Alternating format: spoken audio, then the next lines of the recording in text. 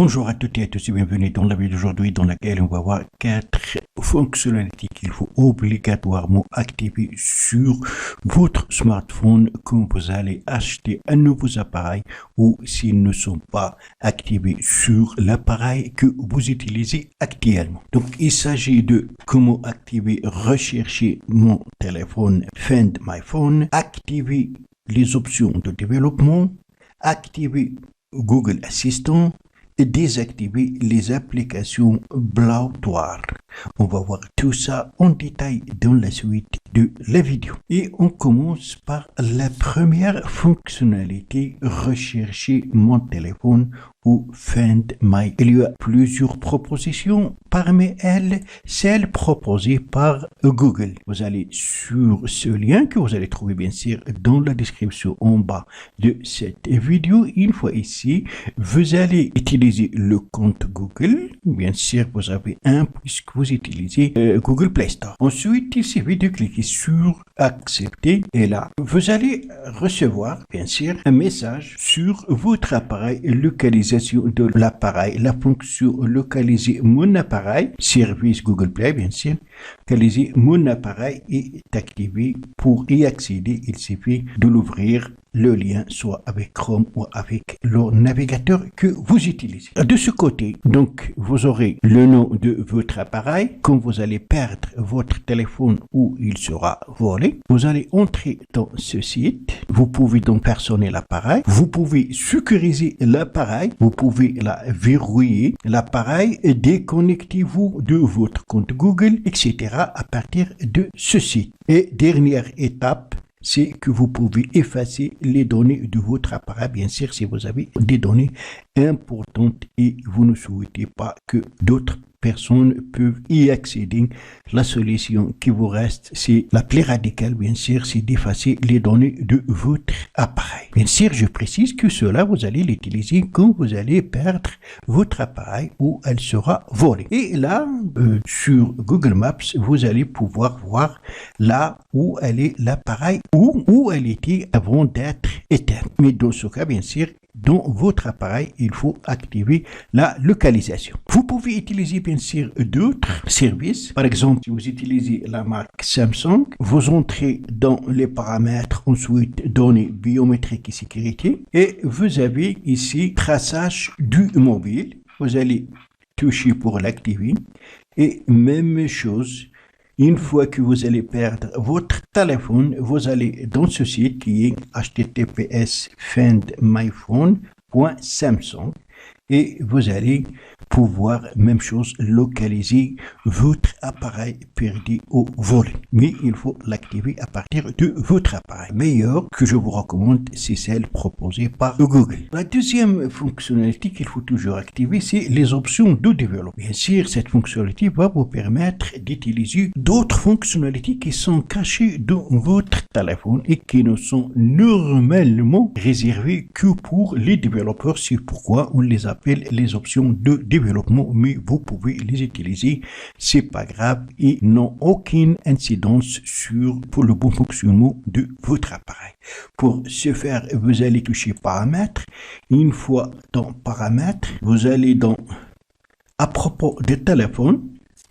Et bien sûr, les interfaces se diffèrent selon le constructeur et aussi selon la version Android y installée. Pour la marque Samsung version Android 10, vous allez dans Informations sur le logiciel, numéro de version.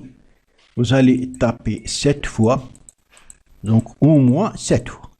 Inutile pour moi, le mode développeur a été actif. À ce moment, vous allez faire un retour en arrière et vous allez trouver option de développement qui va apparaître dans la liste des paramètres.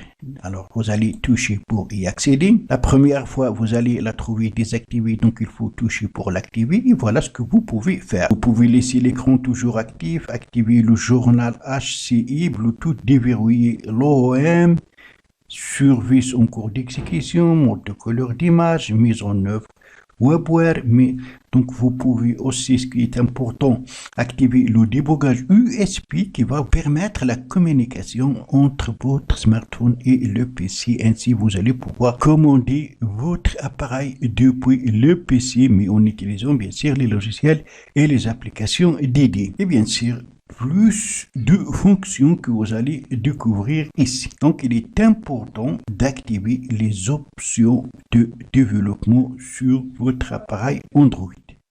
Vous en aurez besoin un jour. Alors, la troisième fonctionnalité, c'est comment activer Google Assistant. Google Assistant va vous permettre d'effectuer plusieurs tâches en utilisant seulement votre voix.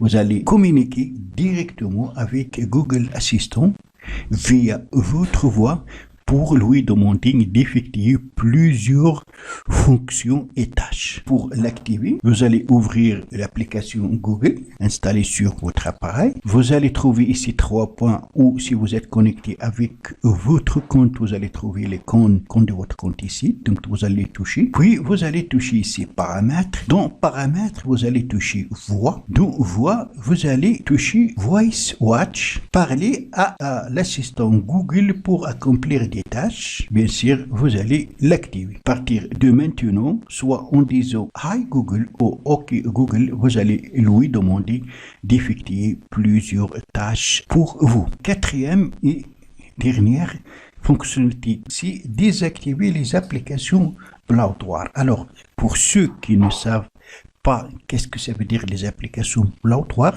tout simplement, ce sont les applications qui sont installées par défaut sur votre appareil par le constructeur. Ça veut dire des applications qui viennent installer sur le téléphone.